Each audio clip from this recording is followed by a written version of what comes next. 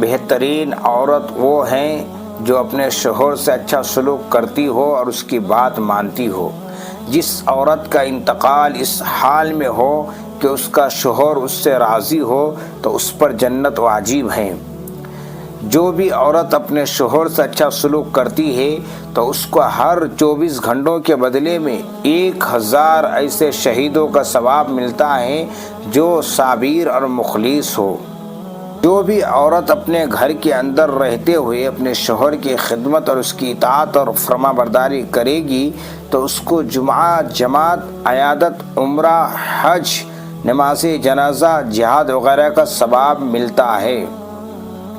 شوہر جب بھی پریشان ہو کر گھر آئے تو بیوی اس کو خوش آمدید کہے اور تسلی دے تو عورت کو آدھے جہاد کا ثواب ملتا ہے۔